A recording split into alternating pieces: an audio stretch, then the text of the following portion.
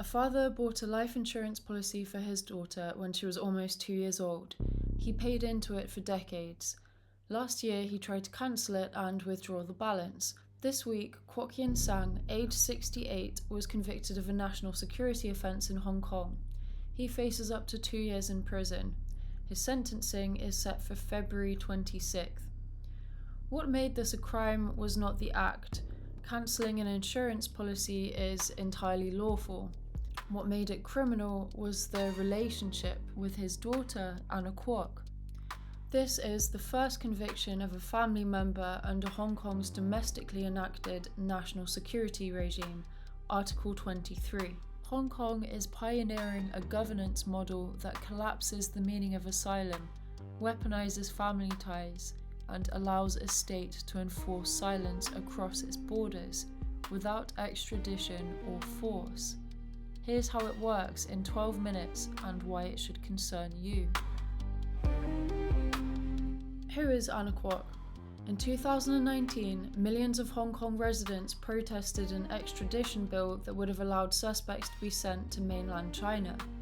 Anna Kwok helped organise international advocacy around those protests. She placed newspaper advertisements, met foreign officials, crowdfunded and documented political prisoners. In 2020, she moved to the United States. She is now Executive Director of the Hong Kong Democracy Council, based in Washington, D.C.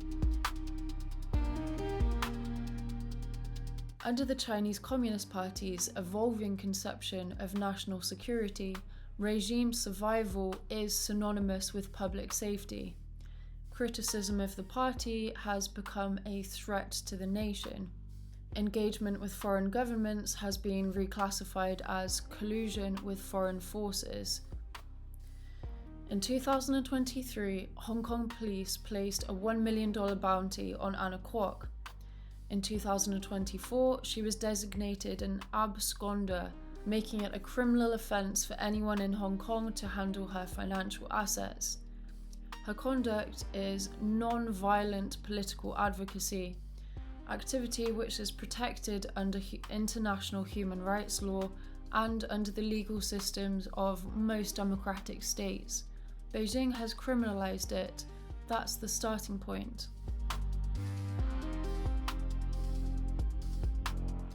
Why punish the father? From Beijing's perspective, the logic is simple.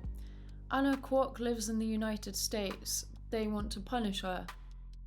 Attempting to extradite her would trigger foreign courts, diplomatic friction, and sustained, uncomfortable media scrutiny. Arresting her father does not.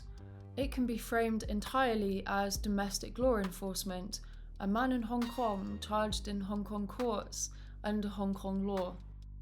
And yet the effect reaches Washington, and far beyond it. Anna Kwok's brother was arrested on those same charges and is currently on bail. Hold on a second. Even if one were to accept Beijing's framework, even if one assumes that Anna Kwok's advocacy is criminal, the person being punished here is not Anna Kwok. Kwok Yin-sang is not alleged to have endangered national security or assisted his daughter's activism. His liability arises entirely from fatherhood. His own defense lawyer described the case as prosecution based on family ties. Anna Kwok put it more bluntly, "Today, my father was convicted simply for being my father."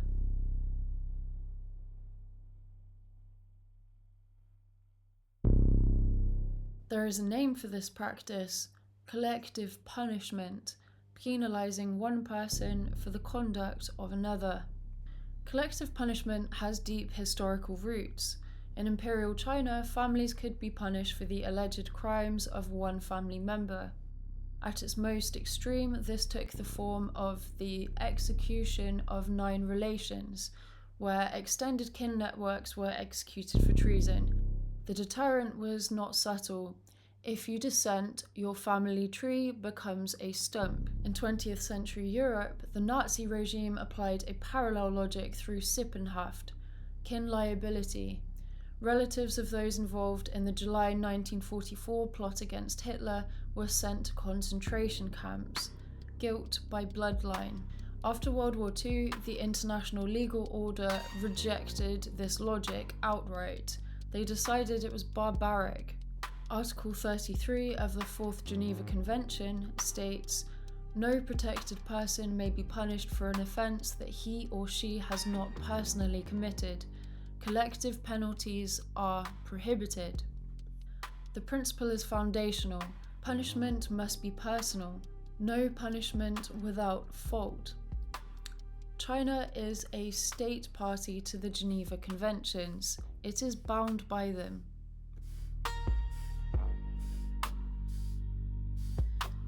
In June 2020, Beijing imposed the national security law on Hong Kong, bypassing the city's legislature. The law defines 4 sweeping offences: secession, subversion, terrorism, and collusion with foreign forces. It is extraterritorial, claiming jurisdiction over everyone, anywhere in the world. And yes, that includes you. In 2024, Hong Kong enacted the Safeguarding National Security Ordinance, commonly known as Article 23.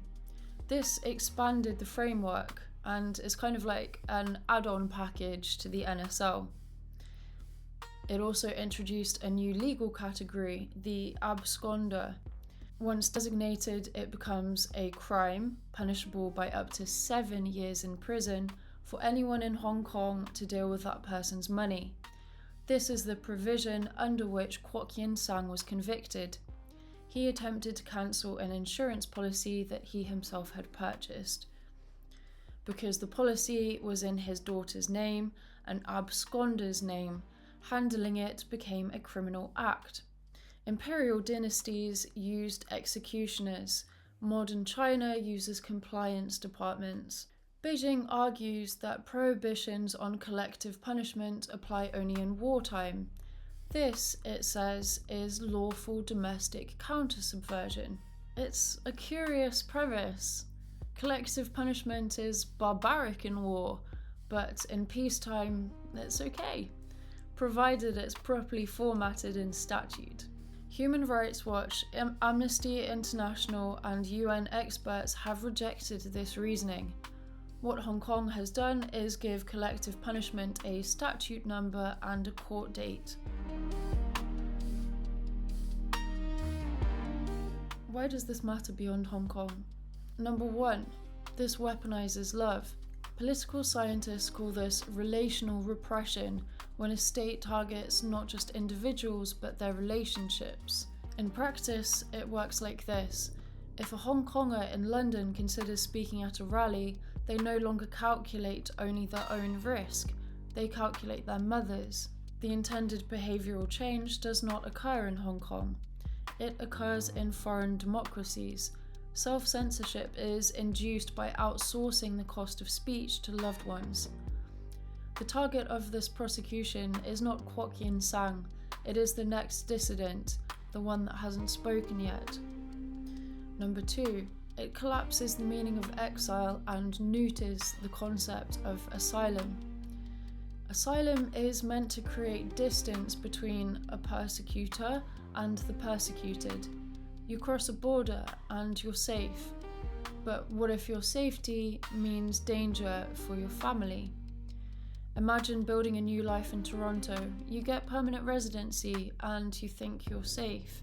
Then you receive a message. Your sister has been questioned. Your father has had his bank accounts frozen. You might be physically free, but you are no longer politically free. This is why G7 leaders have described threats against family members not only as a human rights issue, but as a sovereignty issue.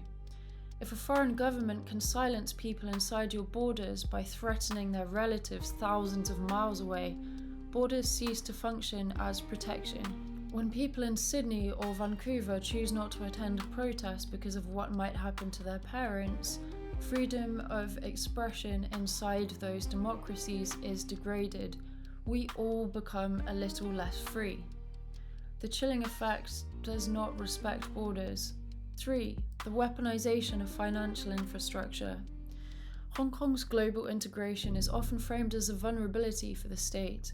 This case shows the opposite. Banks, insurers, and asset managers become enforcement nodes when the legal framework criminalises ordinary transactions. The state does not need to seize assets directly if it can prosecute anyone who touches them. This, again, is ruled by law. It is procedurally immaculate, substantively hollow, and the model is replicable.